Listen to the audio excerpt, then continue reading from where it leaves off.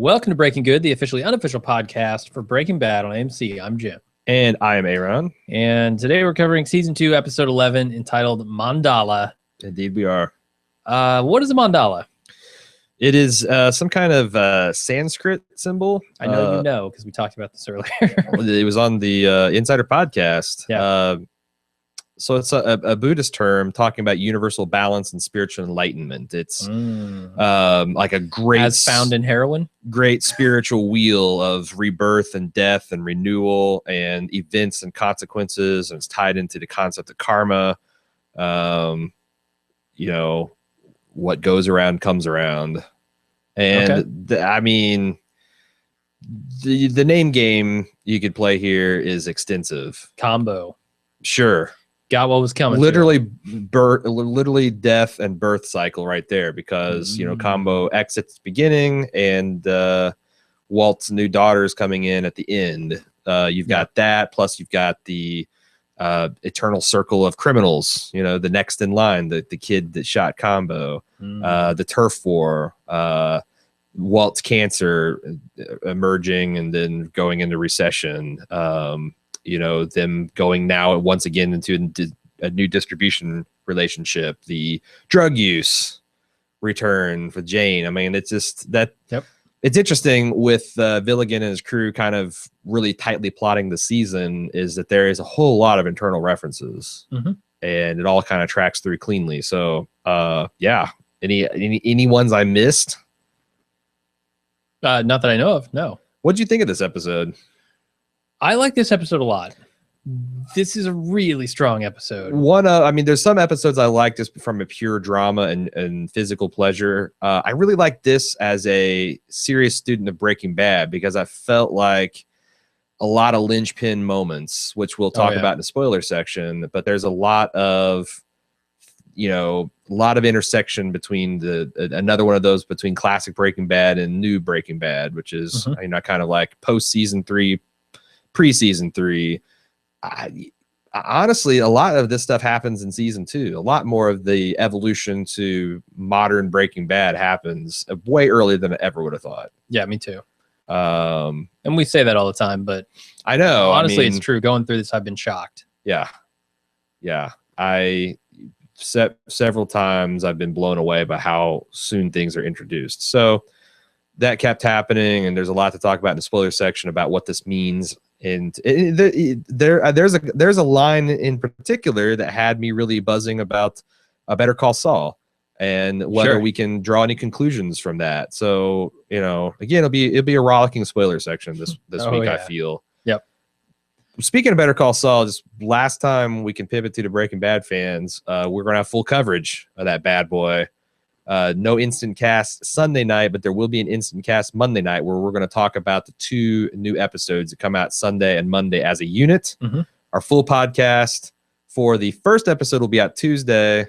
Full podcast for the second episode will be out Wednesday, and then every subsequent Wednesday because they're going to an every subsequent Monday rotation. Our schedule is weird because AMC's schedule is weird. Well, it's smart. They're trying. We should probably do more of this where we take synergy between our shows, but I'm trying to do it right here. We need to get the YouTube Netflix thing going where you play one of our podcasts. Oh, there's another one playing. Yeah. You didn't stop it. Boom. Next episode. You have to interfere or we will be ruining your life constantly. It's a game of content chicken. Yeah, you should get up and clean the house, but there's another episode. Yeah. That never stops. It seems like these days there's always another Bald Move episode. It's a mandala-like wheel of just continuing podcast death and circulation and whatnot. And it ends badly for everyone. Spectacularly so. Director of this episode, Adam Bernstein, who is most famous for his series of children's books on bears teaching morality lessons. That is not true. But in the side, he has directed 8 total episodes of Breaking Bad, including one of my favorites, Box Cutter. That's going to be coming down the pike in a little bit. Spoiler alert. I don't even want to know the names of them. No, well, so spoiler alert for the people that are like really in the know. The non-spoiler people is going to go over your head. But there is a super mandala cycle of birth and death in this particular episode that involves Box Cutter, and it's glorious. Okay. He's also doing the one of the episodes of Better Call Saul, the episode entitled Jello, which we didn't talk about that on the preview cast. We didn't talk about the names. They're really weird. Let's not get into that because this is the Breaking Bad podcast. Okay. He's directed Nurse Jackie, Masters of Sex, Californication, Fargo. He's a directing maniac. He's a monster. Written by Breaking Bad alum George Mastras, who personal Aaron connection. He directed. Wrote 2 episodes of a sci-fi series, The Dresden Files, which was loosely based on my favorite set of novels. Unfortunately, the show sucked and was canceled. There was a show for that? Yes. That's my exact reaction. I was like 12 books in, and I'm like, there's a show for that? And I was like, oh, yeah, I'm going to watch. Oh, God, this is terrible. Huh. That's too bad. He's also the younger brother of Maria Jacques Maton, who is a producer and scriptwriter for Mad Men. Oh. Talented family here. All right. And I found out from the Insider podcast that his brother is an oncologist, or as he likes to say, a cancer doctor. And he got a lot of inside information about, various cutting edge aggressive cancer treatments right from the horse's mouth. Nice. Or in this case, his brother's mouth. Maybe what those treatments would cost and all that stuff. Among other episodes that he's written, Tahajali, Dead Freight, Crawl Space, strong stuff all around. And Mandala. Yeah, for people who haven't seen those. Again, blow your hair back. Yeah. All right. Should we get into the recap? Yes, we should. Let's do it. We start off with Combo selling drugs on the corner of on a street corner. We've been to that corner. We have, yeah. It looks just like it. I want to say the little Heisenberg face that's drawn on the ground might be where where the kid stood to shoot Combo. Or shot Combo for the first time.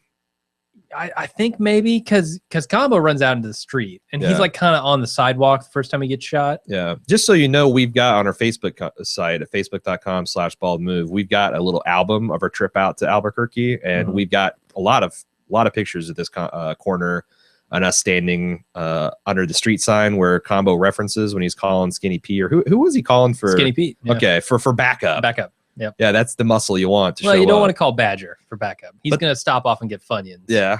Although Skinny Pete will get lost. Yeah, like that's true. That's give true. him directions. He'll be going the wrong way into the desert. Yeah, crossing a river. What? But if we ever go back, which I hope we do, I'd like to, get a cardboard stencil like Banksy style, just like the Heisenberg would do a Combo one, RIP Combo. Like a chalk outline of Combo in the road. Yeah. Only cool. Instead of black, I'd paint it pearl Lexus white. Yes. For respect for the man.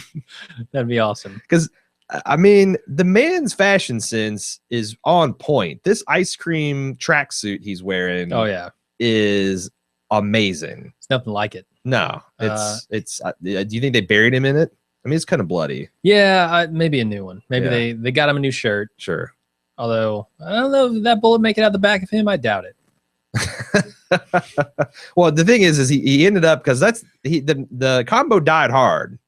Real hard, yeah. But he ended up face down in a pool of his own blood. So I'm thinking that's just, maybe they dyed pink. I don't know. Okay.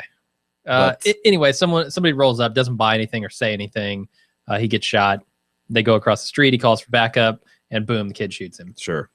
Cool bike cam. I like that. Yeah. Just the first shot we see of just a kid innocently riding his bike. And it was fucking shocking, that scene. I did not expect anything like what I saw. I initially watching this, I thought we were going to see, and what I'm saying initially, that somehow this kid was going to be caught up in a crossfire. Yeah. There's going to be a crisis of conscience for Jesse and Walt. I didn't see the kid dropping a hammer on this guy, because this kid is super young. He's like 11, 12. Yeah, honestly, it's almost worse that the kid would get caught up in this crime stuff versus getting killed, right? Yeah. Like, you hate to see the kid, he's going to have a kind of a bad life going forward if he gets hooked in this so early. Right. Yeah, and I don't know. The kid played it very well. I mean, showing that he was just really kind of frightened. Yeah. Almost like he expected it to be like a toy gun. Like not that he was told it was a toy, but he didn't really understand what was going to happen when he fired that. Right. And even the way Combo played it, where it's like, his Slurpee shattered and he's like, what the fuck? And then he realized he'd been shot. Yeah, I think he was more disappointed about the Slurpee. Hadn't put 2 and 2 together. And it's like, if I die, that's my last Slurpee ever. Also, it's a bullet. A bullet. I can take a bullet. But Really? my Slurpee's gone. And then he got shot like 5 more times. He kicked in. I don't know. Combo, it's funny because Combo was the group's muscle, right? I think so. Like, if the group is Badger, Jesse, Skinny Pete, and Combo for sure. And the toughest looking. Yeah. He held that corner like a soldier. And he got gunned down like one. So yeah, for sure. Anyway, we go to the doctor's office. Walt's meeting with them and his family's there with him. They're talking about lobectomy, which is something I think Shane in The Walking Dead needs. But good. He could use a lobectomy tuck. But really, they want to cure him. They think this is the way to do it, and Walt agrees. Decides, yeah, I'm going to do it. You think it's highly ironic to talk about, the risk that this procedure you're going to have to undertake? A little bit. I mean, he's in remission, so there's a good chance. I mean, there's a possibility that it never becomes an issue for him again, right? But what they really want to do is they just want to take care of it once and for all. No, I just thought it was funny that the doctor's saying, like, it might seem he's talking to Heisenberg about high risk. Oh, that kind of irony. Yeah, okay. And Walt's like, so did you? I was a little struck because at the end of last episode we had the classic "Stay out of my territory." Yeah, where Walt's coming roaring back regardless. But then I felt like that. Maybe it's a little bit sloppy writing, or maybe this was a vestigial scene that they couldn't quite trim out, but they gave him additional motivation for the expensive surgery. Okay. I don't know. I felt like it deludes the point of him being in this for his reputation, his pride, to make it about the money yet again. Like they're hedging on that bet. I read that more as he's gonna do it anyway, so 200 grand is not a problem. Like he knows he's got 700 grand, almost 600 grand coming from the stuff he's cooked if he can sell it all. Right.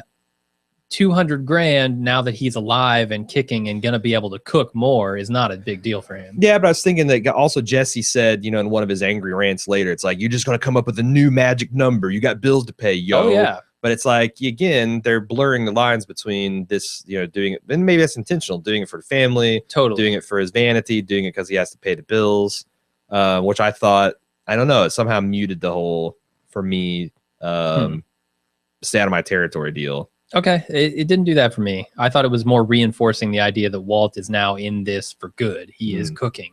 That's what he does now that he's not going to die. Speaking a little Mandela-esque action here, they rescheduled the surgery, which the doctor was like, boy, okay, we can push it 4 weeks so you can see your daughter, but we can't push any further. Like this is a time critical thing. We got the cancer right where we want it. Yeah. So Walt is risking his own life essentially to see his daughter. And then at the end, he flushes it all away to sell drugs.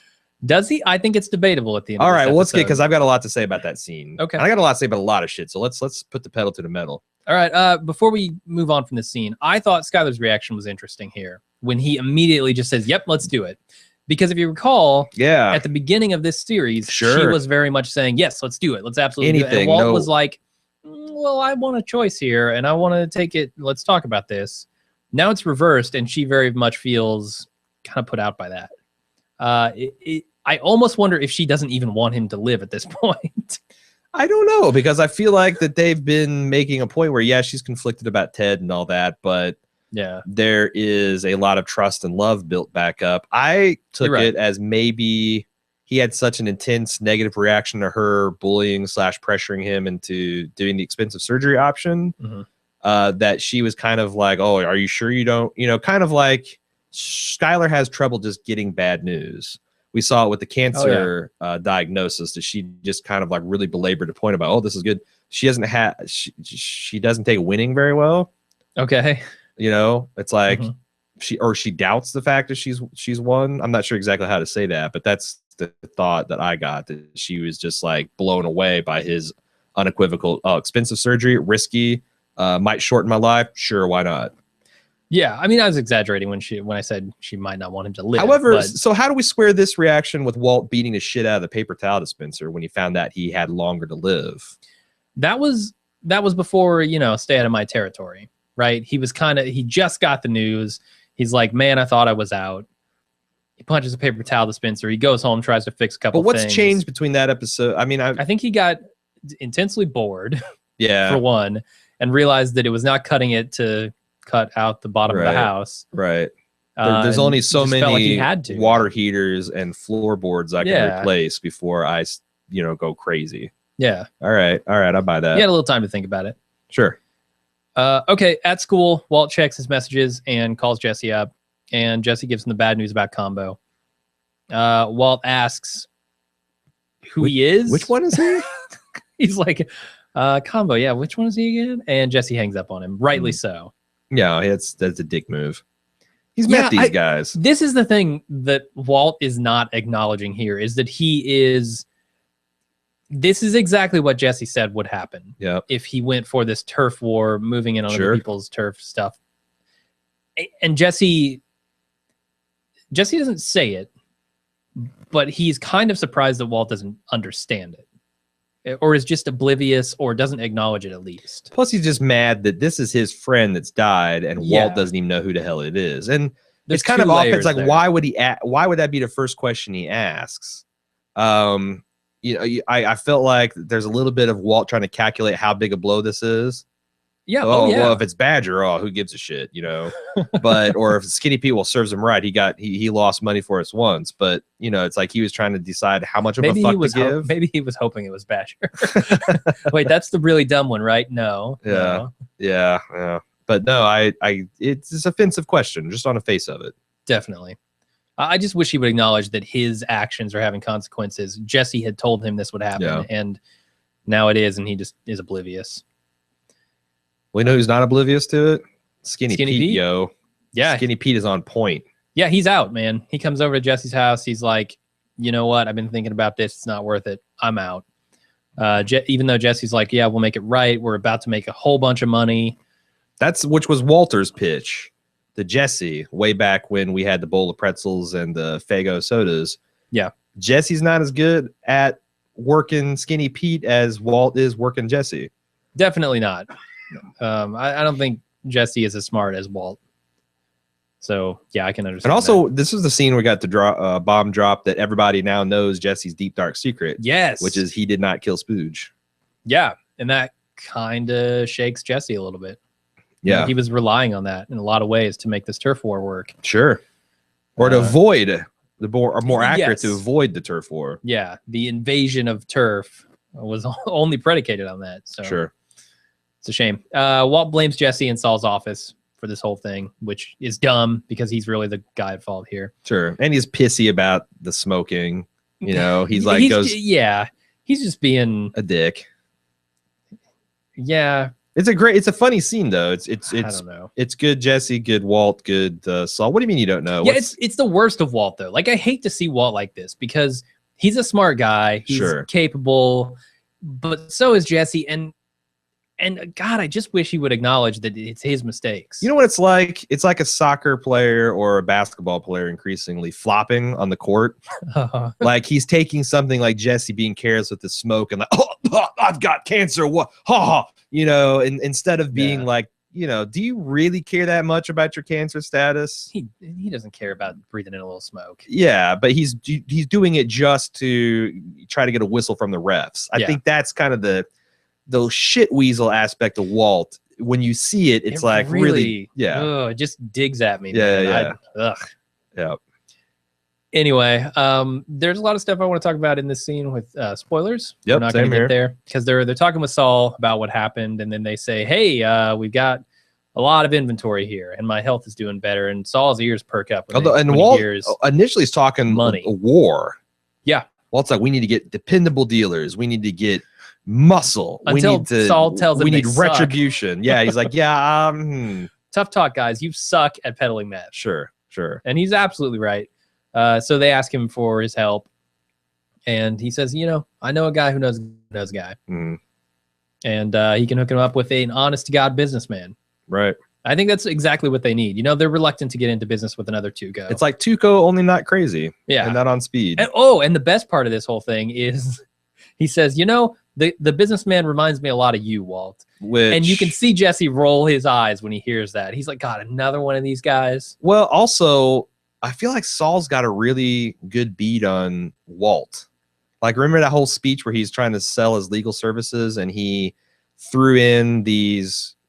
Like Walt's too smart for flattery, but he's not smart enough to avoid Saul's backdoor flattery, where I want to be, I want to be your Tom Hagen, implying that you are Vito or Michael Corleone. That's puffs him up. Sure.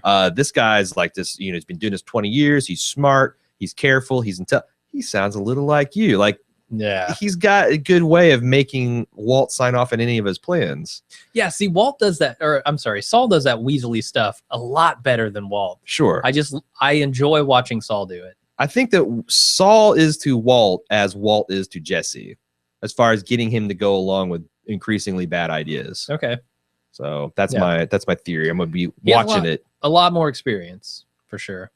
And we're about to see all that in Better Call Saul. Yep. And his accompanying podcast companion, Better Cast Saul, on the Bald Move Network. What's that? I've not heard of that. At baldmove.com. Jesse and Jane are hanging out, and he's depressed. He's still distraught over Combo, and he asks her to leave because he wants to go smoke some meth. And she tries to convince him not to, but he tells her to leave anyway. And instead, she goes, locks the door, and heads into the bedroom, where they do drugs. Jane is back off the wagon. 18 months sobriety thrown away. Off the wagon? Yeah, she fell off the wagon. Okay. The wagon is sobriety. When you fall off, yeah. And then you got to run to chase it and catch up. And it's hard every time. It's harder. And now you're drunk / high. You can't chase a wagon. No. And the wagon's got to stop and back up for you. And even if you're fast enough, you're just going to fall right back off. Well, it's a vicious cycle. It sucks being an addict, man. Yeah.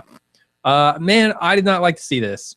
It's like, I get where Jesse's coming from here. That is his coping mechanism. He's going back to drugs, but Jane has been sober for a long time.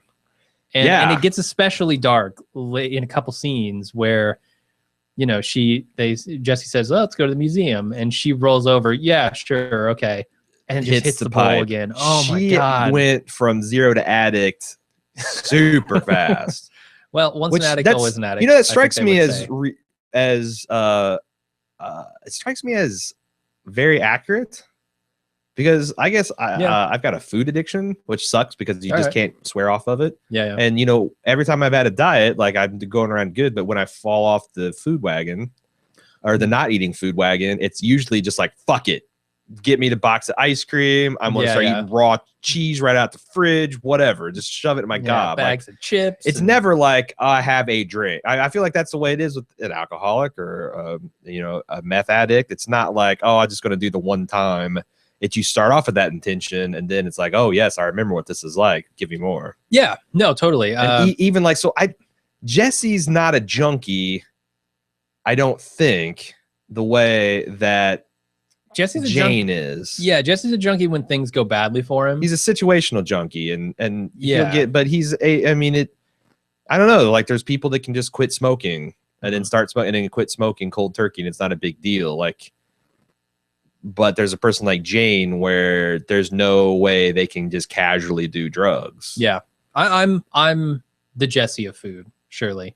Like, when I get in a really bad funk. Sure. Yeah, you overeat. Right. You do a little extra drinking, stuff like that. Right.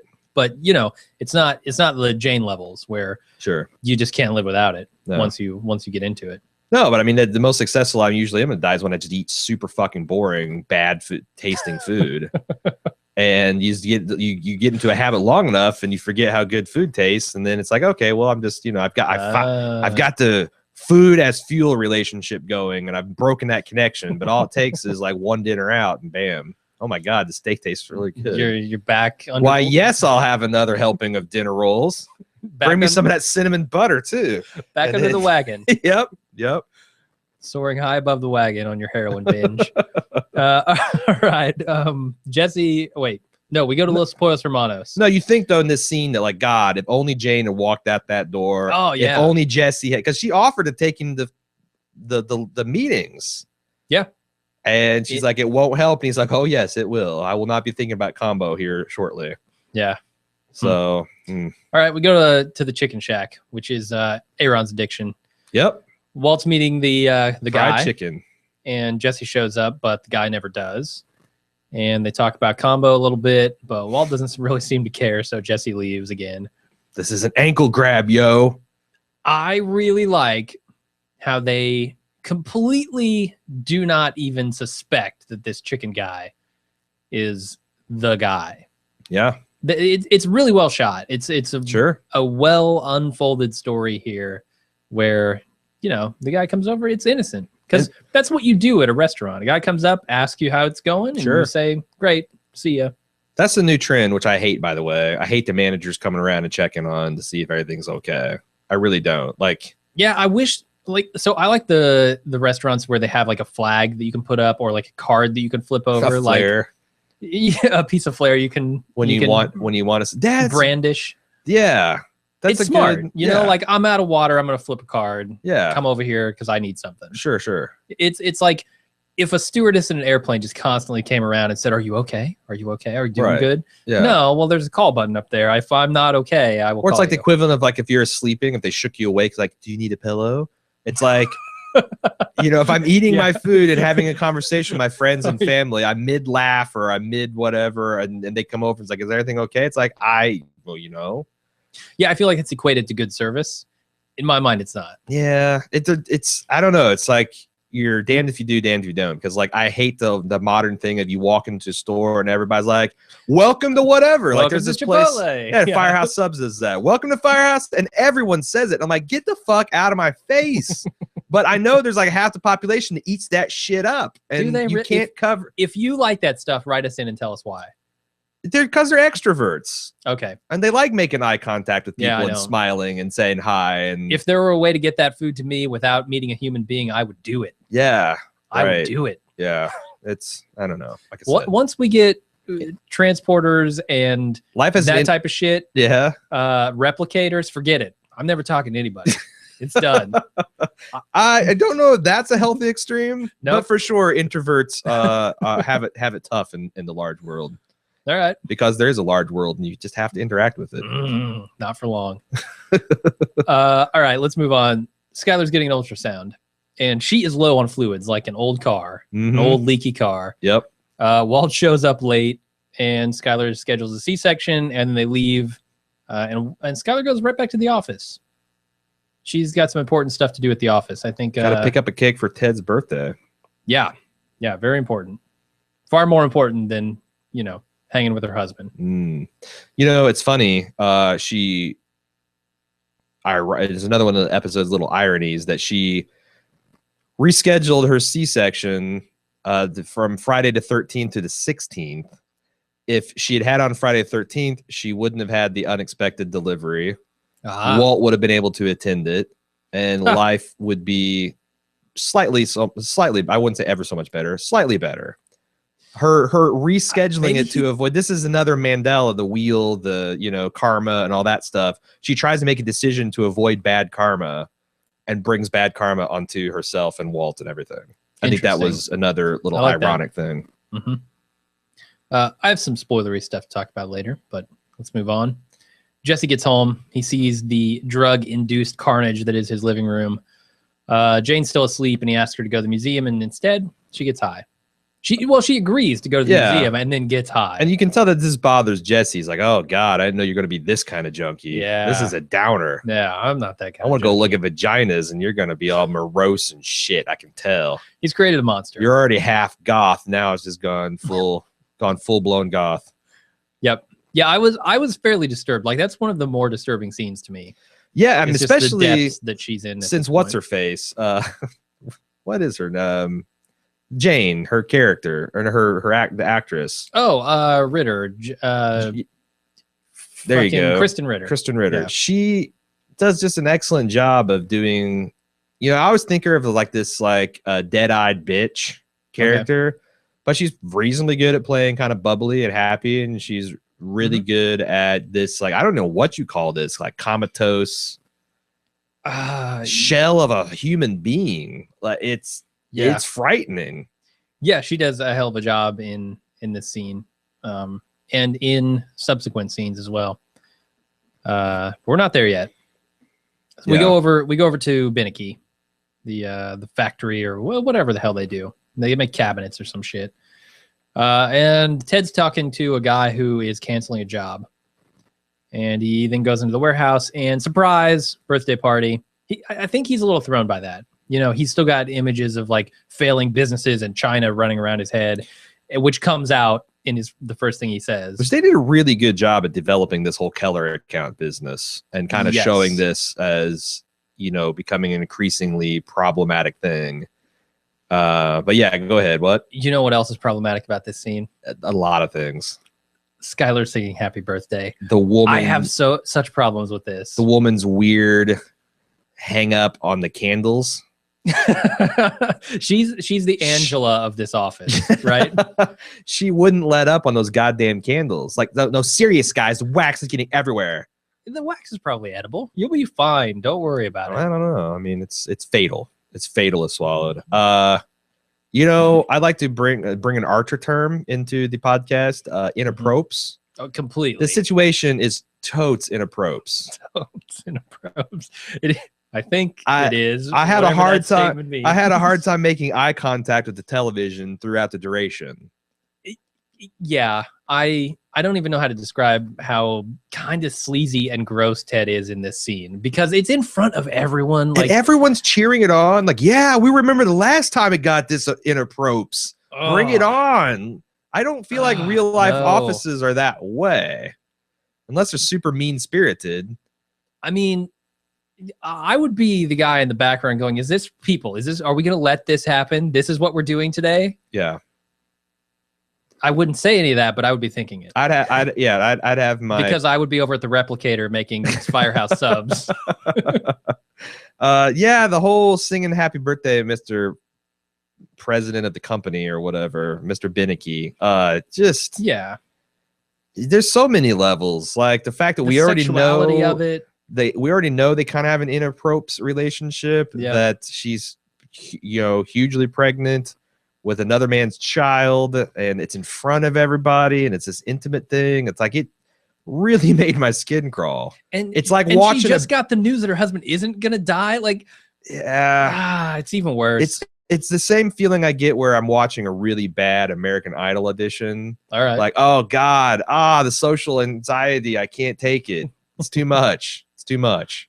Definitely.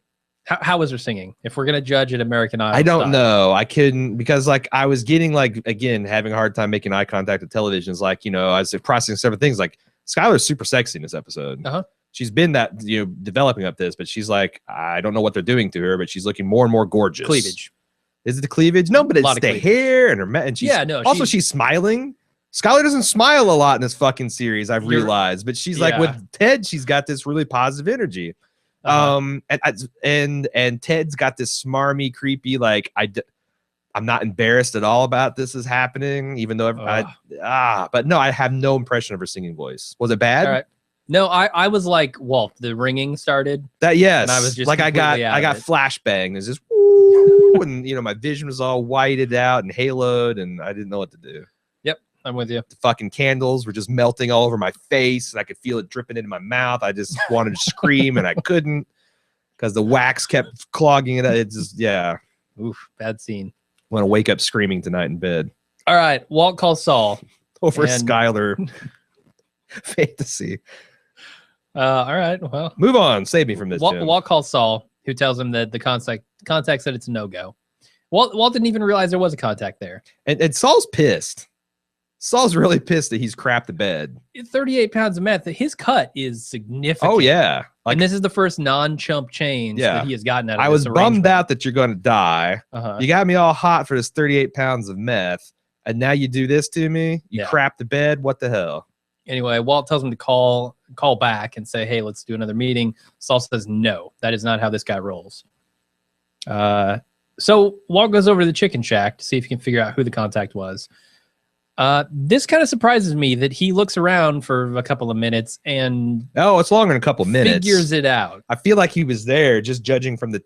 It was nighttime. You're right. Like he was there for hours. Just wait.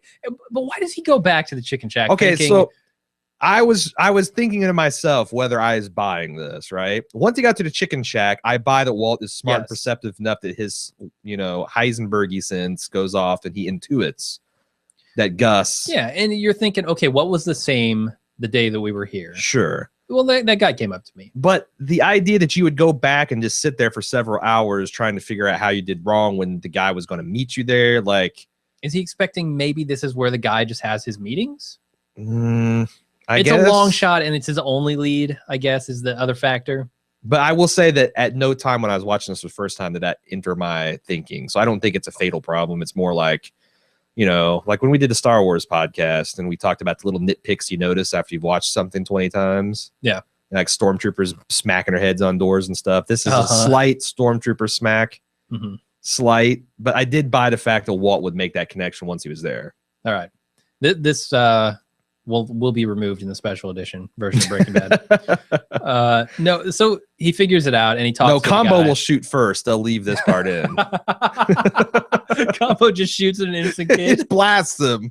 They're gonna replace the Slurpee with a gun. Is that what's they're just blast them, and then those guys, they're mad dogging him. Will just open up. Yeah, cut him down. Spielberg gets his hands on the series, they'll replace all the guns with Slurpees. There you go. There you go. Anyway, so red Slurpee splashed on his shirt. He figures it out. He goes to the ground to suck up all the red Slurpee that's leaking out. It wasn't that. Yeah, sure. They just run it. He loves motherfucker loves Slurpees. He did, and Mohawks. He figures it out. He asks for 5 minutes of his time, and then he convinces Gus to give him a second shot here. Yeah, that is weird. I'm buying it. But at the same time, I'm a little suspect here because Gus says, you have poor judgment. You're working with a guy that is clearly an idiot. Mm-hmm. And Walt says that's not your problem. But that doesn't fly if I'm Gus. That becomes my problem very quickly. Sure. And I think Gus has poor judgment too. Boom. Or I was going to say the same thing, that the allure of the product. And I think he also, when he gives Walt this ultimatum of you get to this truck stop in an hour, it's off. It was kind of his way of okay, I'm going to give him an impossible task. And if he can deliver, then, he and his partner maybe have their shit together more than I suspect. But yeah, his fatal flaw seems to be, or it seems to be from this episode, kind of basic greed. This is a bad decision you're making. Well, it's interesting that you say oh, maybe he has his shit together more than I thought, and he's giving him a test, because I was reading a comic. I don't know if you've seen these. It's a Breaking Bad comic where get the hell out. Yeah, where so Saul's setting up the thing to clear Badger, to send that guy to jail for him. And Mike is apparently in the comic sitting watching the whole thing go down when Walt pulls up to Hank and blocks his view so that he can switch benches, all that stuff. And Mike goes back to Saul and says, "Whoa, hey, time out! You're talking about a character. Well, you're talking about a character that we haven't met yet." No. Oh. Okay. Yeah. Shit. How do I say this without? Let's talk about it in spoilers because it's interesting. Okay. Breaking Bad. All right. Well, I'm gonna jump back in. I was trying to find out where this Breaking Bad comic book is. Yeah, it's on AMC's site, so it's definitely official. Oh, okay. Because I thought maybe Dark Horse did some kind of thing. I was like, who's the artist? No, I think it's a digital thing. Okay, cool. Only. All right. All right. Well, sorry to the 5 people who are watching this and probably have all of this information anyway. Hope I didn't spoil you. We'll throw that in the spoilers. I'm not sure how you're going to cut that. That's the only thing I worry about. What were we talking about before? I'm going to say it's funny that I like that you mention Gus thinking maybe there's more to these guys, and then I'll just say there's stuff I want to talk about in the spoiler section. Okay. One thing I want to talk about is Giancarlo Esposito. Wait. What? I need to actually say that in a way that that we can cut it in. All right. I'm backwardoing. Rewindo. Here we go. Okay. You know, it's interesting that you bring up that Gus may think there's more to this guy, because I have some spoilery information that I want to talk about in the spoiler section, but we'll move on for now. Indeed. I also want to talk about one Giancarlo Esposito, who plays Gustavo here, and the moment where he stops playing the chicken man and levels with, you know, I don't think we're alike at all. You know, at the end of every Dan Carlin podcast, they have that like gong airplane crash sound, like, you know, I felt like that underneath that, like the temperature dropped. Oh yeah, the way he just goes deadpan, the way the curtain just parts, and the set of his, it's really remarkable. He becomes a different character entirely. It's really remarkable. And you know, Bryan Cranston does that to some effect. You know, we even saw it last episode with the Stay Out of My Territory. He goes from helpful chemistry teacher to meth kingpin like that. Oh yeah, and I really dug the similarities and the differences between these two men. And it's really fun going back and seeing the genesis of all this. So here's my question in that scene. What if Gus wasn't actually, what if he was just a chicken manager? And Walt's at that table questioning him. How long does Walt go on like Sir, that? I'm going to call the police. You're making me uncomfortable. Yeah, that's a good question. I kind of thought that Don't insult my intelligence. I know who you are, sir. I've just stocked the mustard here. Come on. Yeah. You know, I drive a Volvo. What do you want from me? I think you see one of those time lapse, like sun going down over Albuquerque, and then the morning comes and they cut right back. Yeah. I know you're who you say you are. Yeah, sir, you cannot stay. We close. You cannot stay here tonight. It would be, yeah. I kind of wonder, Walt being this delusion, like, you know, where does this go? Does he start like knocking shit onto the floors? You know, I mean, how does he does he come back with fulminated mercury and just blow the place up? What does he do? Sure. And I like that he leaves him with the message: you can never trust a drug addict. It's whereas interesting. Johnny Depp likes to say, yeah, you can trust a man, but you can't trust a drug. Yep. All right, we go back to Beneke. And Skyler's showing Ted some discrepancies in the books, and he tries to explain, oh, you know, it's an oversight. The money comes in eventually. She doesn't buy it, and then he confesses. And he asked her not to report it. And she says, you know what? I won't report you, but I can't be a part of it. And so I think it's super interesting that this scene functionally it makes the equivalence between Ted and Walt. Yes. They even use the same words. Like, and it's a similar amount of money. It's Walt's $737,000 versus Ted's $1 million. It's you know, these people are like family. It's something I've built. It's something I'm proud of. I got to save. Walt saying it's I'm doing it for the family. I'm doing this, and it's kind of you know, we've speculated on the podcast a few times what would have happened if Walt had just come clean to Skyler. Oh yeah. And this is an interesting test case. I feel like this is exactly what would happen, right? Her initial reaction is, I'm not going to turn you in, but I can't be part of this. But something brings her back, and we're not clear exactly what is bringing her back or to what extent. You know, you could. Yeah, that's a fair question. And why? But I mean, and again, you got just financial malfeasance versus cooking meth.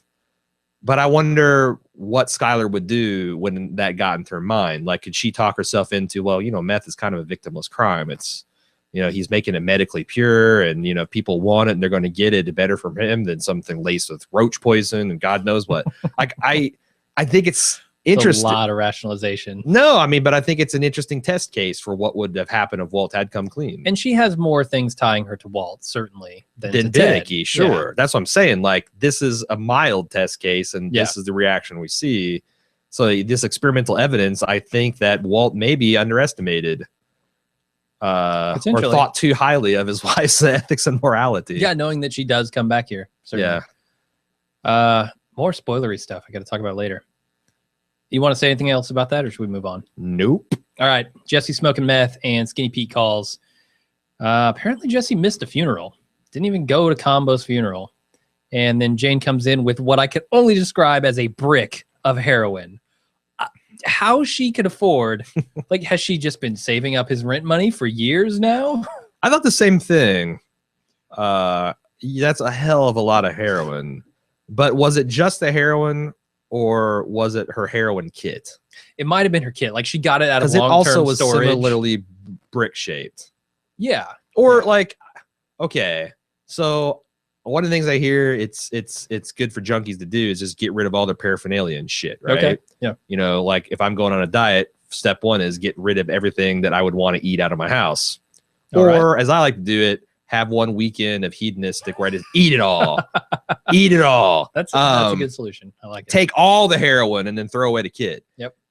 It's all wrapped up neat in this kind of like, you know, waxy paper. Do you think that she didn't do that? That she actually stowed that like in her crawl space or in a storage shed or kept it at a friend's house or toilet or something? Yeah. Yeah. Could be. Because I don't think you can just go and like get the deluxe heroin kit. You can't go to a head shop and be like, I need the bent spoon and a nice rosewood box and the syringes with the needles. Oh, I'm sorry. You can't call it a bent spoon. You have to call it a this is an eating utensil. This is a decorative eating utensil based artwork. I'm gonna have to ask you to leave. You're gonna have to leave the store. You can't call this a bent spoon. Yeah, you might be right about that. That has got to be more than just heroin. That is too much heroin for any normal person to afford. Agreed. All right. Anyway, it's an incredible scene. She shows Jesse how to use the heroin. Says she likes to mix it with meth too. Like, as an introduction to heroin, I don't know that mixing your poisons is a good idea. I mean, I've always heard that like usually people don't just step right up to the needle. It's like you snort it, you smoke it, you shoot it, and she just skips right to the shooting with meth. And who knows what else is in there? Right. But this is an incredible shot. It is. When I first saw this, I just was wowed by the fact that they came up with the idea and they executed it and they set it to the beautiful song "Enchanted by the Platters," which if you if you look at the lyrics, which I'm going to talk about here in a minute, it's just an incredible fit. Something I got off Cerebral's site that I didn't think of before is that this is literally the logical conclusion of Jesse's Hoverman persona. Okay. The Hoverman floats over cushioned air over all of life's problems when he couldn't backwards himself or rewindo himself out of the situation with Combo. Yep. Then, you know, he did the extreme Hoverman. He literally floated above everything bothering him in life. Yeah, looking at his face, nothing is bothering him there. Yeah. And I think, again, the lyrics, it's really grand when you stand hand in hand with your lover and thrill to the wonders of the night. The days, too, will amaze you and soon discover your dreams, run to dreams in continuous flight. It feels like this is an accurate depiction of the life of a heroin user. You're and this is why. Are you saying that being in love is equivalent to using heroin? Yeah, actually, I could make that argument. Okay. Number one. Number two, this is why heroin's on Aaron's never once list, because it just seems like it's all you'd want to do is heroin. Yeah, just sheer bliss other than the physical and you spend your days high or trying to figure out how you can get high. Although I did see it. Someone did a YouTube video about why heroin is actually more like this is the popular depiction of heroin and why it's so bad. He's like, no. Heroin just makes everything in life better. And you can do it. You can shoot up heroin and go visit your family, and you can go to your job and work, and you're better at your job than you ever were before. What? And what the problem with heroin is that you just have to take increasingly heroic, physically debilitating. And you have to take increasingly heroic amounts to maintain that state. And then if you don't, your brain just flushes out of dopamine and you can't be happy without it for days and days and weeks. So it leaves you with depression once it's gone. Yeah. And you build up a rapid tolerancy. And then how do you unless you are like fantastically wealthy, there's no way to maintain that state of bliss. So you start making questionable life decisions. Yeah. But he's like, heroin is like the ultimate perfect drug and it makes everything in life better. And that's the problem. So, all right. Yeah, I'm not going to try heroin. No, thank you. Me either. Not trying it. But that is an incredible scene, certainly. Let's talk about Ted in his office worrying when Skylar pulls up. Yep. She says, first off, I Mm-hmm. need Alexis. I can't drive this wood-sided slab for a second longer. That car, man. if I'm terrible cars in that household. If I'm going to do it, I'm going to need Alexis. No, well, the money's not in the books. I know it's not in the books, Ted. I know it's not. It's in the parked books. out front in the office. Yeah, so she pulls up and just kind of sits in her car, knowing she's going back in there. And Ted sees her through the window. Why? Why, man?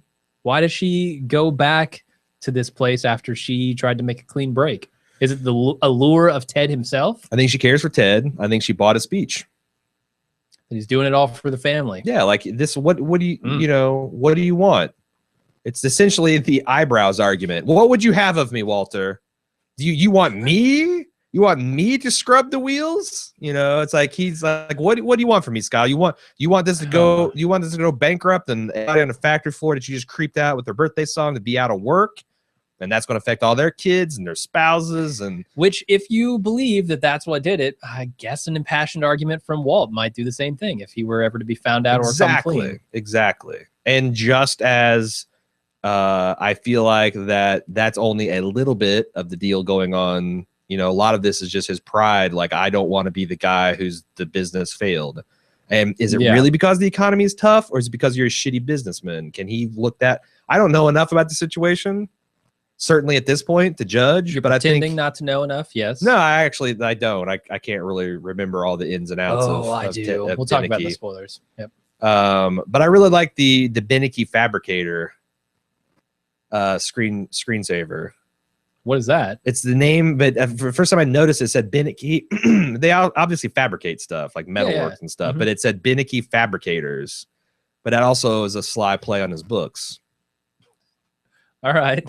Yeah, I guess so. Don't pull this. It doesn't mean shit thing on me. That's fine. Don't start that again. I'll give it to you. All right.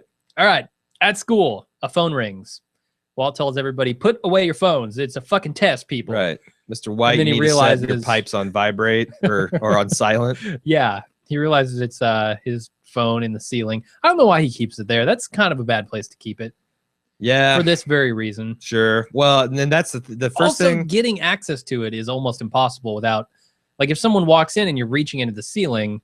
Yeah. What are you doing? Yeah. No. It's the pipes. They were leaky. Sure. It's like one of those things where a non-serious criminal would do that and think it's secure. Yeah.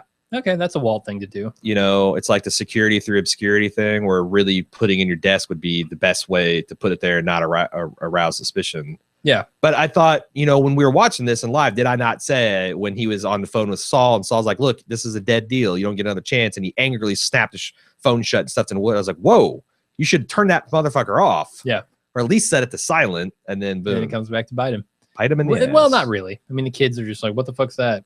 Other cool thing I noticed is clearly Walt was administering a test to his kids, and there is on the blackboard behind him the words written "test today."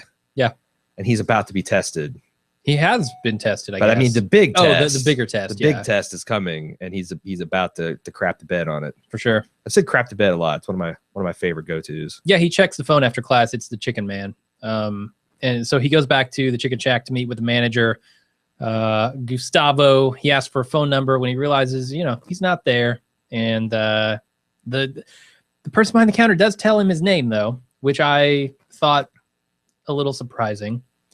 Anyway, a guy stops him on his way out and says, you need to bring the meth to a truck stop in an hour.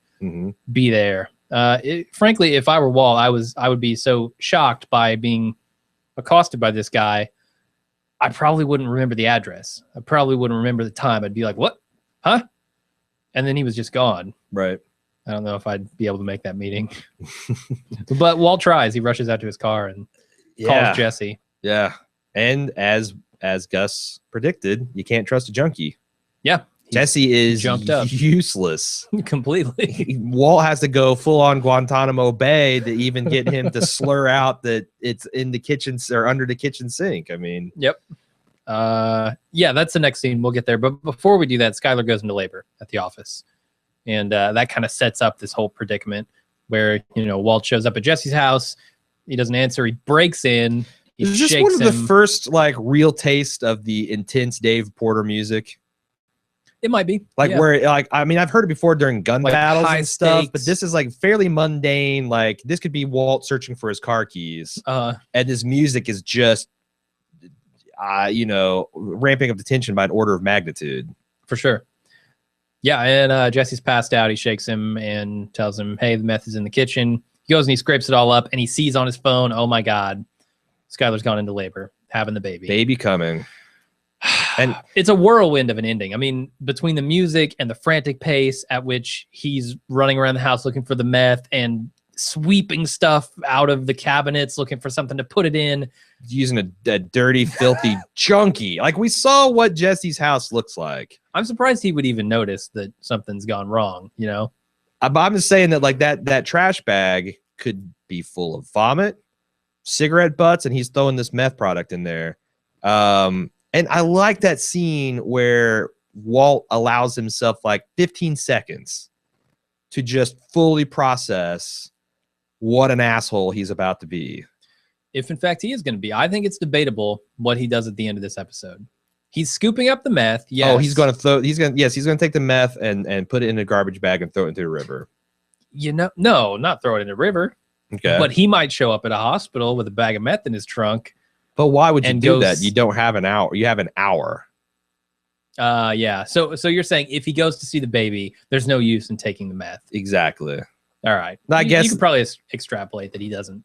Yeah. I hope that's not a spoiler. But he doesn't get rid of the meth. He doesn't go to me. Yeah, it's probably not a spoiler. I think you can deduce that. It would certainly undercut the power of this scene if he turns out and somehow managed to both deliver to Beth and the baby. No, I think this scene is potentially shot to make you ask that question at least. Really? Yeah. I don't agree. I feel like it's this classic Jack Sparrow. I'm quoting Johnny Depp a lot this podcast too. The classic, waiting for the moment to do the decent thing and waving as it passes by. Sure. He's full. It's oh, the baby's coming. This is one of the most important things in my life, but I'm admitting to myself right here and right now, it's not more important than this thing. Yeah. And it's definitely, if you take it as that, it's one of the first signs that this all about the family stuff. Now, I mean, there's please do not email me and say, but Aaron, $700,000, college educations, all that shit, that stuff. I get it. Okay. Yeah. But still, it's the birth of his daughter, Yeah. So I don't know.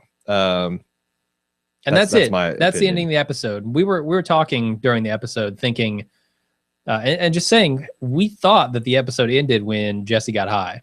Yeah, in my mind, that fades the credits, and me too. Boom! But there was 15 minutes after that. Yeah, it's crazy. And I was thinking, wow, I kind of feel like they fucked that up because that would have been an awesome end of the episode. But I mean, that thing at the end where he's just tearing through his apartment is incredible. Yeah, incredible. And that's it. That's it.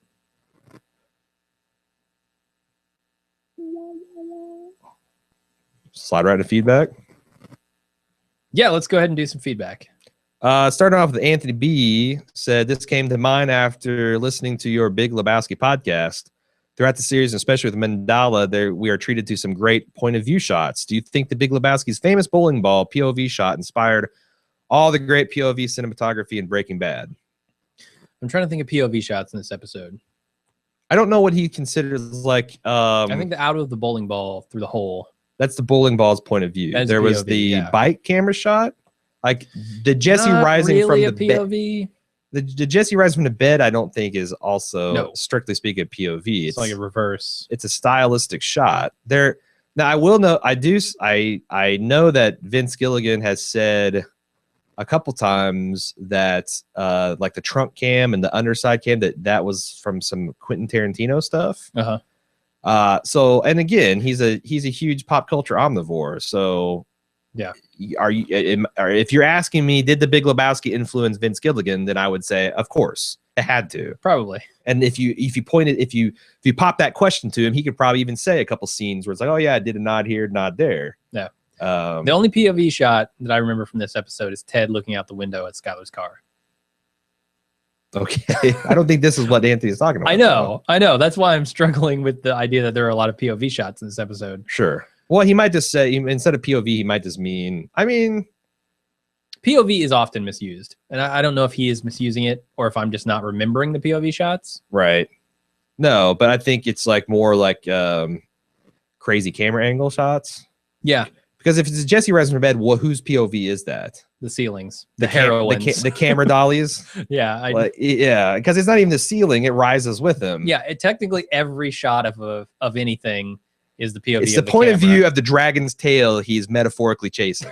Okay, yeah. Melody 8 said, "I've already listened to your podcast on the episode Over, but I wondered if either of you had thoughts on the character Rewindo. I thought it might be a slight foreshadowing into how quickly Jesse and Jane backslide into addiction. After all, the character has no special powers outside of moving backwards very quickly. Yeah. Jane especially backslides so fast, taking Jesse deeper than he'd ever gone by introducing him to heroin." So that's a fair comparison. I think so. And then he rewindoed himself in the Hoverman. Yep.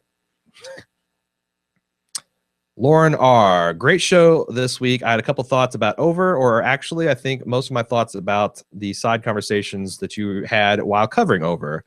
First and most importantly, I totally agree about having one day with absolutely nothing to do. By day 2 or 3, though, that sounds insanely boring. That's the thing. If you have nothing to do, you can do whatever you want.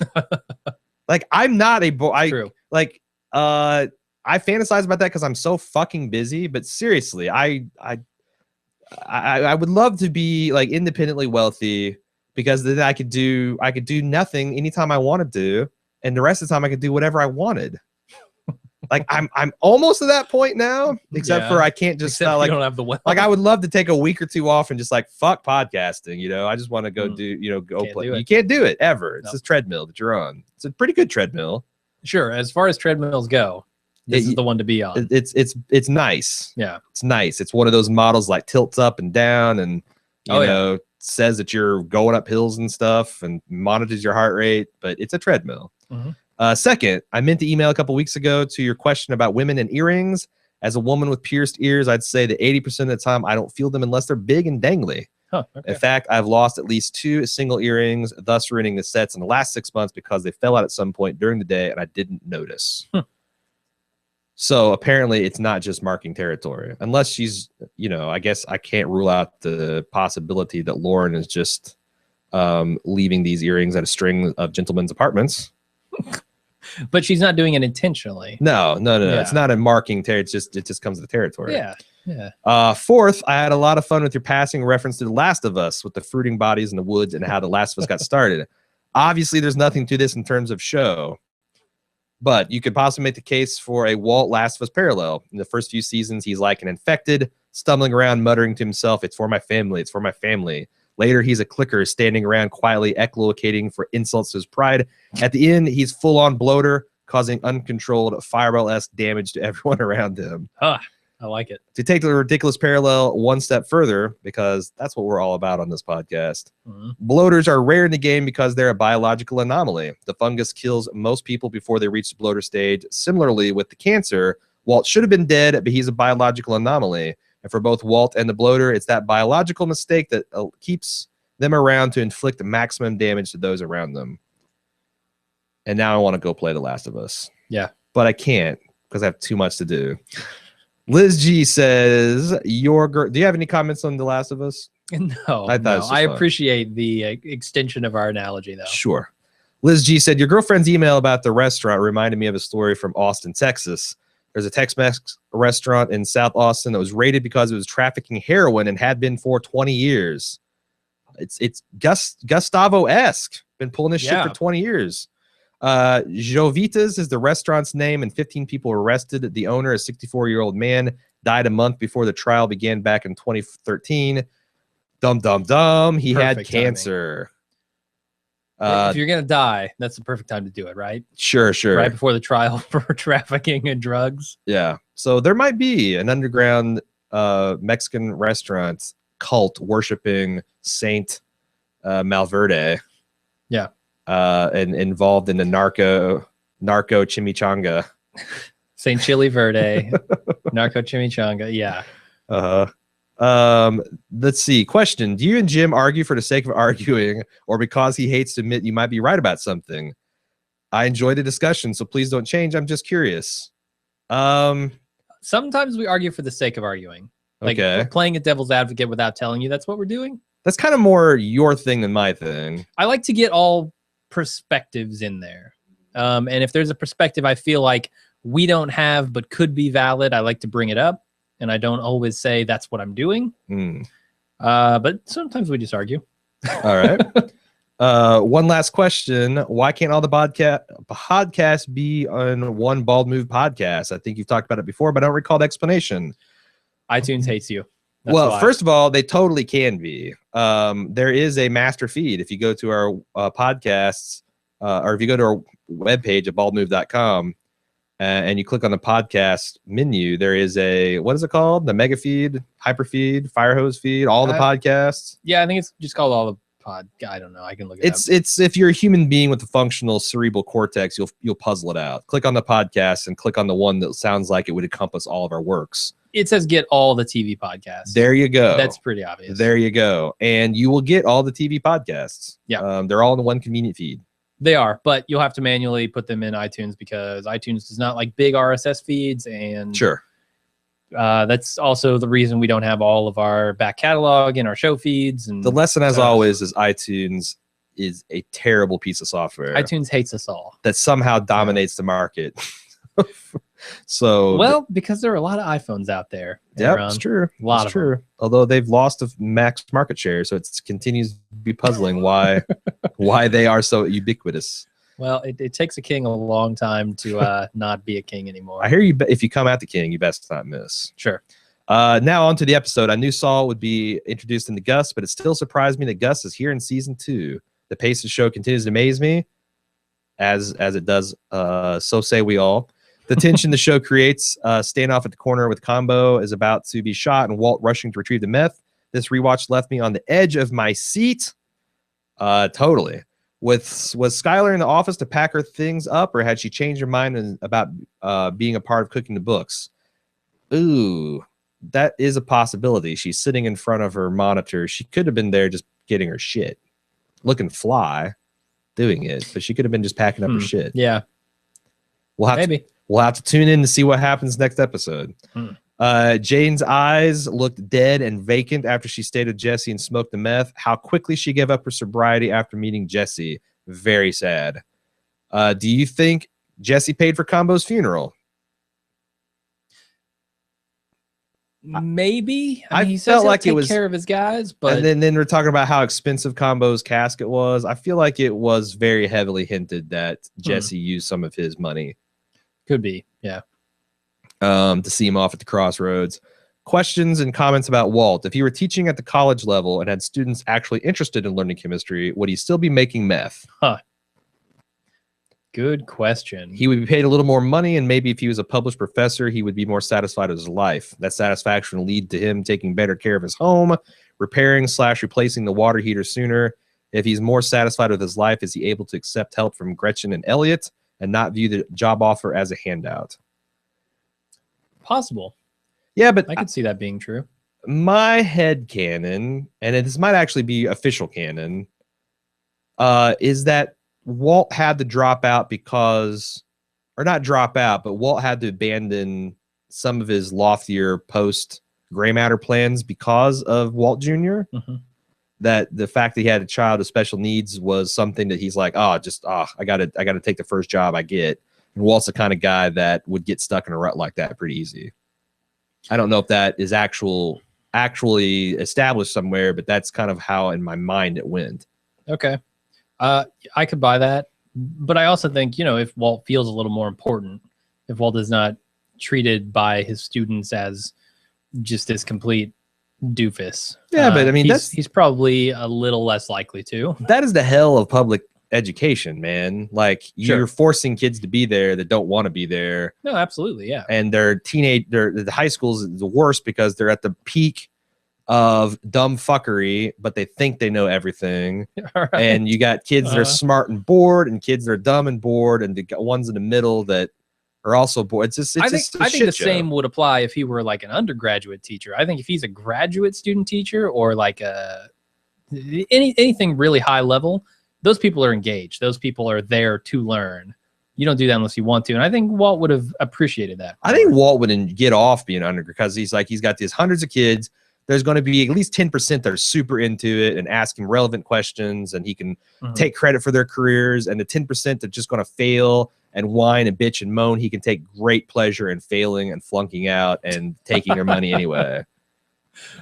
Right? So why wouldn't he do that in high school? Because he's not getting as paid, and there's not that many kids.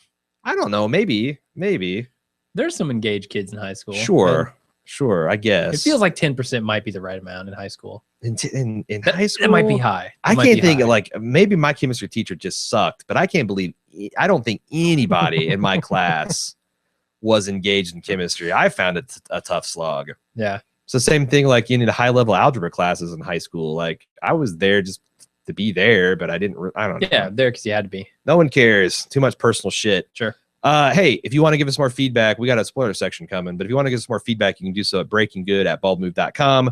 Get on our forums, forums.baldmove.com, facebook.com/baldmove, or tweet at Jim @baldmove. Those last two, great ways to stay in touch with our release schedule. Yeah. Because literally as soon as we hit the post button, bam, automatic Twitter and Facebook. You got anything else for us, or should we get to the spoilers? No, that's it. Thanks everybody for listening. We'll of course be back next Thursday with another episode. Until then, I'm Jim. I'm Aaron. See ya. And we're back with the spoiler section. We've got a lot to talk about this time.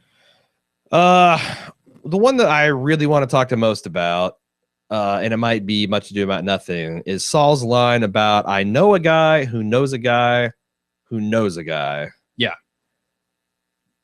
You know, I didn't think much of it the first time we saw this, but this time, knowing what I know about Saul and Mike and Gus, there seems to be too many guys in this picture.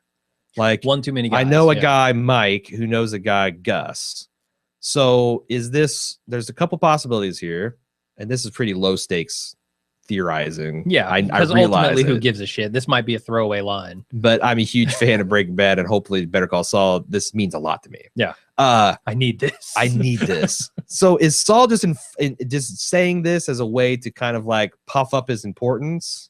Like at some point, like knowing a guy means something, but knowing a guy who knows a guy who knows a guy somehow seems more impressive than just knowing a guy who knows a guy. Most famously employed in the Starsky and Hutch reboot, where Snoop Dogg talks about knowing a guy who knows a guy who robbed a guy. All right. What I don't know. I feel like so. One possibility is Mike, because he's a very careful individual, and so is Gus.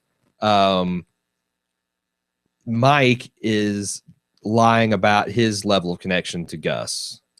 I think we know absolutely that is not true. I mean, Mike is Gus's security. Mike is Gus's. But would he tell Saul guy. That? I mean, clearly we know from what little information we have of the Better Call Saul information that Mike is going to know Saul. So Mike cannot be the guy in the middle. Okay, Saul knows Mike. That's true. Yeah. Although, so there are people on the forums. We put up a thread just before this, and people were talking about it. They said that maybe there's a guy listed in IMDb for Better Call Saul who is part of the cartel, and that maybe the cartel knows Mike, who knows Gus, but we know that Gus knows the cartel, like Gus intimately. Sure, knows the cartel. Sure, they're one degree of separation. But my question is, where is that cartel member in this chain? Is he between Gus and Mike? Is he between Mike and Saul? He can't be, because no one's between Mike and Saul. That's a zero, unless they're retconning the line. It can't be. My best theory that we sure of that?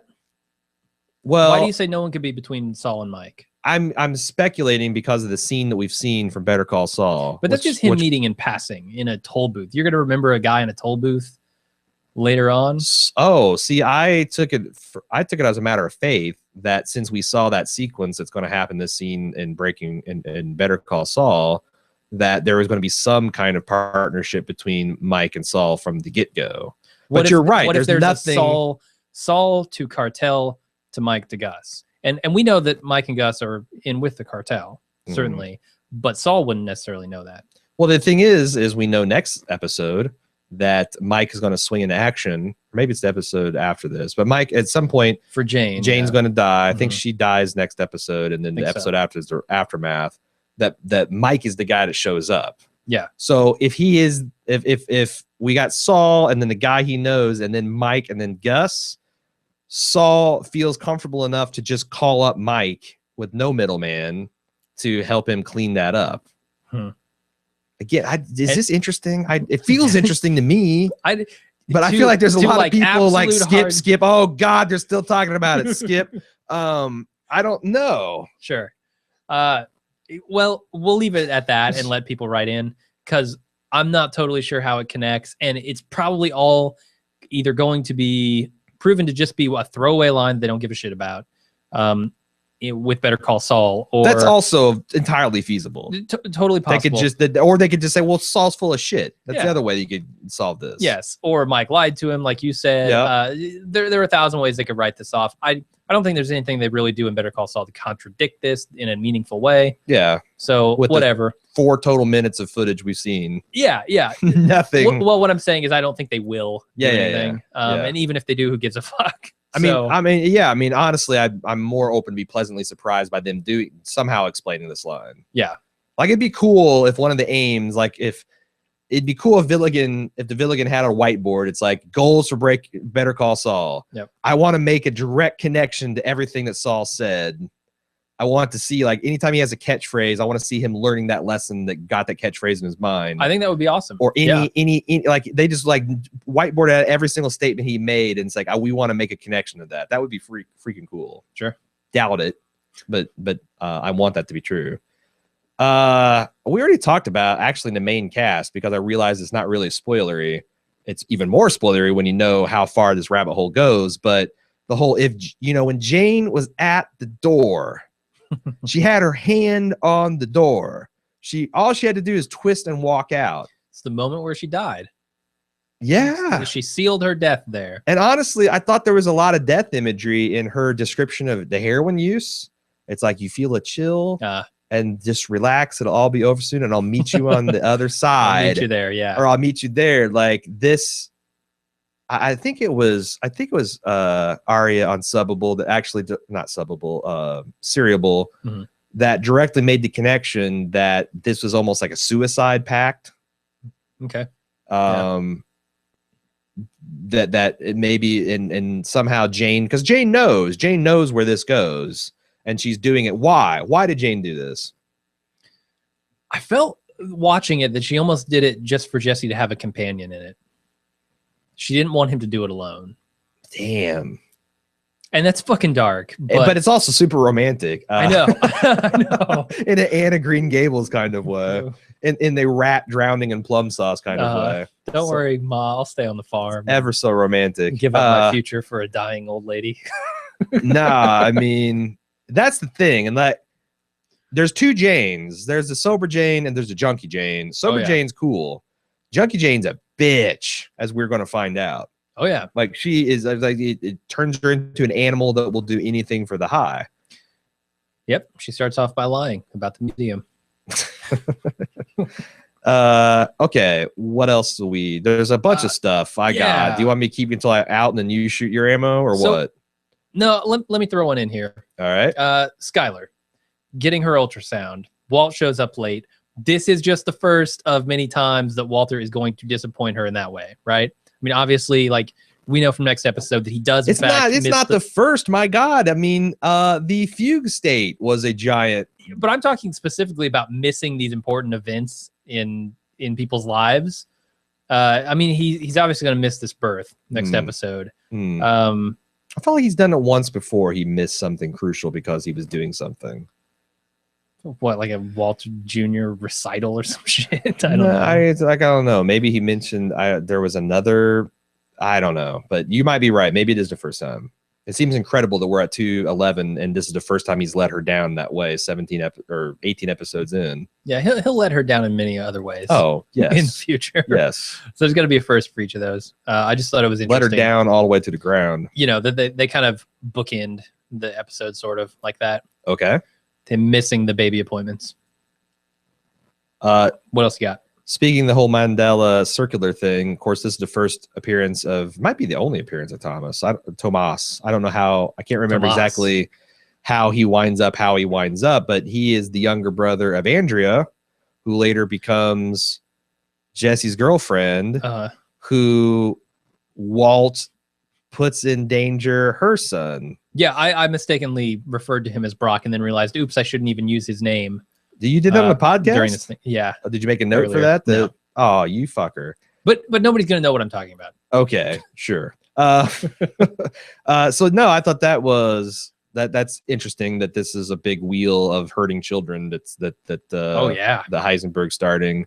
He loves it. Talked about the. How about this? During the podcast, you had mentioned that Gus maybe took another look at Walt and realized, okay, maybe there's more to this guy and potentially this team than I gave him credit for in the first meeting when I denied him. It's interesting because there's a comic book that AMC made. I don't know. It's a digital comic book online that I was reading just today, and it shows the scene where Badger they kind of get Badger off the hook and replace, give them the fake Heisenberg to arrest. And Hank drives up and blocks Hank, or Walt drives up, blocks his view, and they fix it. It was interesting because the comic book puts Mike on the scene, watching from the shadows at Saul's request. And he goes back to Saul and he says, these guys, there might be more to these guys because the situation was going fucking bad. They showed up and they fixed it. Maybe we should look into them a little bit more. Maybe we should get in bed with them, is what Saul's saying. And he says, I'm going to find out some more information. So that kind of relates, to the idea of Walt being better than he might appear at first. And we know, Walt is a very smart guy, very resourceful, and throughout the entire series ends up using that to his advantage time and time again. So it's kind of cool to see that in the comic book form. Yeah, and also a lot of that stuff sets up the kind of theme of Gus's surveillance. Yeah. Like, that becomes an ongoing plot that he's got and Tuvok and the cameras in the lab and go home, Walter, all this stuff. Yeah. So I'm trying to think what else. I wanted to talk about Skylar and Ted here a little bit. Okay. Because Ted, like Walt, says, it's all for the family. It's all for his company, the people who have kids, and they're all depending on him. First thing he does when he gets the bailout is go buy a brand new car. Sure. An expensive brand new car. Total asshole. That to me says this is more than what he claims it is. No, it is his pride. Ted is Walt, down to the fact that Skylar fucks them both. I mean, they are I'm trying to struggle to. Ted doesn't actually hurt people. Sure. But that's the only thing I can really between the two. Yeah. They're both putting this noble spin on a fundamentally selfish act. Yeah. And then the thing I like is how they set that up. And that's the thing. Like, yes, he's doing for like. I feel like I would have a much more comfortable handle on saying that Walt did it for the family if he had stopped last episode. If stay out of my territory never happened. It's like, okay, well, 100,000, 150 grand. Okay, maybe I go back for one last cook. But the stay out of my territory is pretty firm break with it's just about the family. Yeah. It's not all, I mean, that's part of that's part of the whole package, sure. Yeah. But it's also not the main thing, or he would have stopped. He would have stopped him in because arguably Walt's the luckiest motherfucker alive. Yeah, to have killed so many people and gotten away with it with almost $1 million, and then and you get to live out 2, 3, 4, 5 years more with your family, maybe longer. Who knows? Yeah. What if you laundered that with Gus, or not Gus? What if you laundered that with Saul and make that into a real nest egg?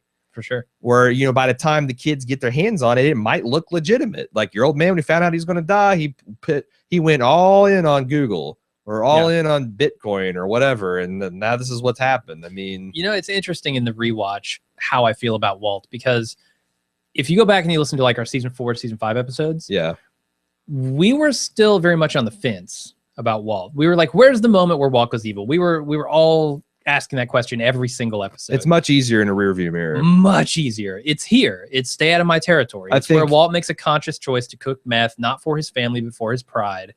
It's very, very obvious. Yeah. And they do so much in season 4 and 5 to make him sympathetic from the perspective of like, oh, he's doing this for Jesse now. Yeah, you know, he's helping Jesse. And there is a lot of that. Like he starts swinging back to sympathetic when he does, you know, like that scene where he rescues Jesse from the flop house, and absolutely he puts it all on the line to save Jesse's life at one point in season 3. So yes, but he's already forsaken his own family. That is no longer a claim to fame of his. I'm doing it for my family. No, the real trick is how sympathetic and fun to watch the Villigan made Walt for so long. Yeah, even into season 5. I mean, it's even then there's there's people that true to the end, but like for me towards the end of season 5 B or A when he killed, I guess it stopped being fun to root for Walt when he killed Mike, right? The poisoning of Brock was pretty rough too. Yeah, but then I guess that's the thing, because that's kind of where he was kind of a dick to Mike the whole time, and Mike was kind of right, and you could see how just overwhelmingly full of himself he was and how stupid some of his actions were. You're right. It wasn't much fun to root for Walt until the very end. You had to go through the Granite State to make Walt fun to root for again, where you know, now he's going against the Nazis. He's kind of getting even with Gretchen and Elliot, which kind of retrospectively I feel like a dick rooting for the whole thing, because they seem like nice people. They are. They're just rich. Right. There's nothing wrong with that. They got rich, and you know, so yeah, and then you know, he's again doing it for his family at the end. He actually does leave some money to his family, and it's selfless because his family hates him at that point. Yes.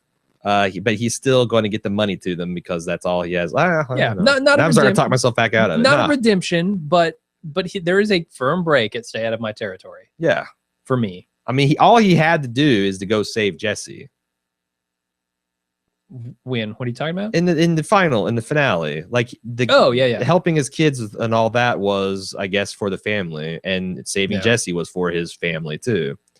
So yeah, once through, I believe he got there at the end. Yeah, had to go through the Granite State, but. Shall we get to feedback? Because we got a bunch of feedback too. Oh, spoiler feedback. Yeah. Chris from Germany said, when Walt and Gus are having their first conversation, Gus says that they are not alike at all and that he can't work with someone with poor judgment.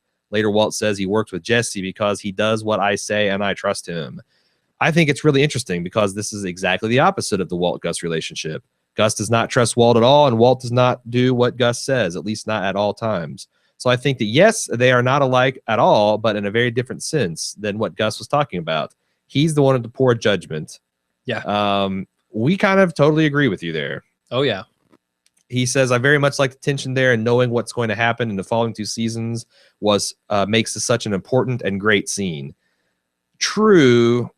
In fact, that's why I think this episode's one of the pivotal ones, because, man, you take this little speech Gus gives to Walt, and then you analyze it through the events of season 3 and then season 4, and you really do start to see the parallels between Walt and Gus and why they are very similar. Yeah, and why they make such good adversaries. Yeah. Yep.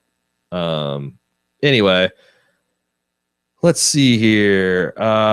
Barry C said, I'm not big on the foreshadowing, but do you think when Gus said you can never trust a junkie, it was the thing that ultimately led Walt to let Jane die?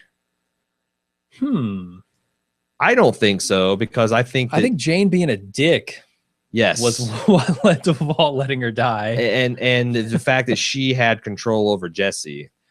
Yeah, and that's Walt what he didn't is like. A man really. that needs control over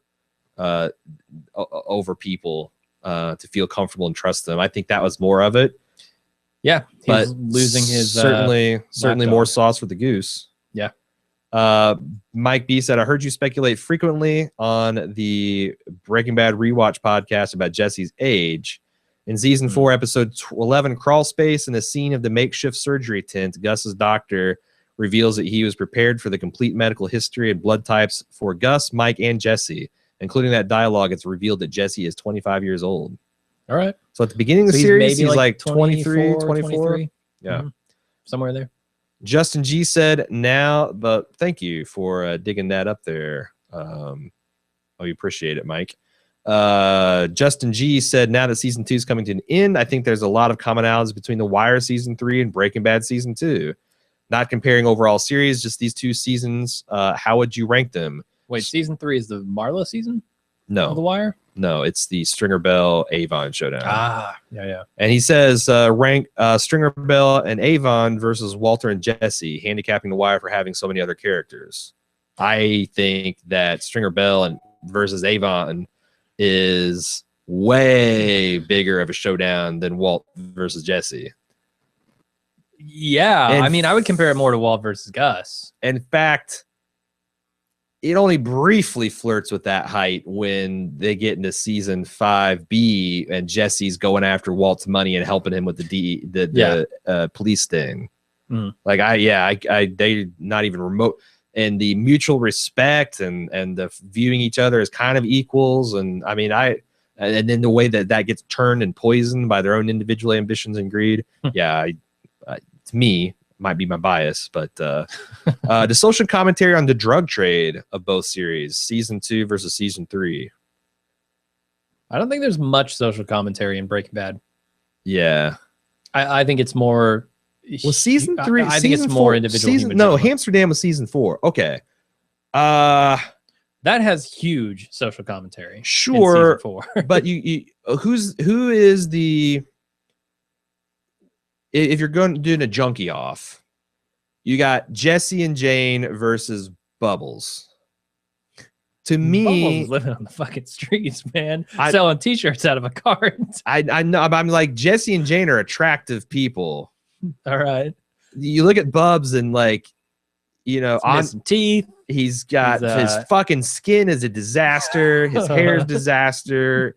I mean, he lives on his wit and charm, but he lives in honestly like abandoned houses and cargo containers and shit. Yeah. And like the death of Jane versus the death of whoever. I mean, he had 2 guys that died on him. I don't know. Now, you know what? I think a fair question would be the depths of Jane versus the depths of Bubble. Like, I feel like Jane could get there. I feel like Jane could go real dark and maybe has in the past.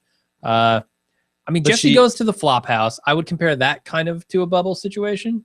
Well, and there's further social commentary because Jane is clearly from some sort of stable, loving home that has people that care for her. Jesse too. Whereas Bubs, I mean, you don't know it because he has one sister who's got his shit together, who has tried to help him enough times that and he's stolen shit and betrayed her that she won't even let him back in his house unless he sleeps downstairs with the upstairs door locked, and even then grudgingly. So it's like, I don't know, maybe they both had good home lives, but by the time you get to season 4 and you look at like Dookie, like you compare Dookie to Jesse, and it's like, there's no fucking way that kid never had a chance. I don't even remember that character. Really? No. Duquan. All right. Well, that's why I love that's yeah. You don't know Dookie. You can't fucking compare Breaking Bad to The Wire. He was a kid that was dirt poor and was kind of homeless. Yes. Okay. Duquan. Like I didn't remember the name. He's the one that Presbo took a special interest in and helped him, and then he ended up. Yeah. Recovering to the life. Yeah. Exactly. Yeah. Anyway, the law and the futility of stopping the drug trade, you can't beat The Wire on that. Yeah. I feel like I said, Breaking Bad is not that kind of show. I feel like you're setting up. You're setting up Breaking Bad for fall here, Justin G. I have never said that Breaking Bad has good commentary on drugs or any of that shit. It's fucking entertaining. All right, multiple character arcs in The Wire versus the lead character arcs of Breaking Bad. Breaking Bad, I think, might edge it out. Okay, specific character arcs, probably. I mean, so I don't know, like. It's hard to say who the leads are, but like Jimmy didn't change it, didn't learn a goddamn thing. Yeah. In the whole series. Yeah, where Walter White definitely learns. None of the criminals, really. I mean, you had a couple of the kids, like, you know, the one that Bunny Colvin took in. Maybe he's a bright point. Michael turning into the next Omar. I don't know. I might give it to the wall. I mean, Mr. Chips of Scarface, pretty incredible. Yeah, I mean, there's some great arcs. I think, you know, Avon and Stringer Bell, those two arcs are really, really good. Sure. Those are kind of the standouts in my opinion. Like, I don't know. What's the female black cop's name? She has a really good arc. I really enjoyed her stuff. Yeah, but she kind of turns into a McNulty type character. All right. Well, what do you mean, hard drinking?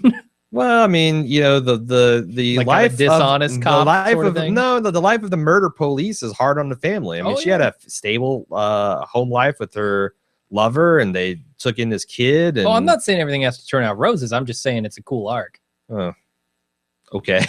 Like a compelling arc. I think so anyway. The lesbian version of McNulty. All right. Sure. So that's it. Okay. I feel like people got their money's worth this time. I think so. I had a lot of fun. We all went all out on this episode. Yeah. We'll be back. As always, if you didn't get enough, check out the Insider Podcast. Check out Aria's thoughts on Cerebral, which I always link in every show notes.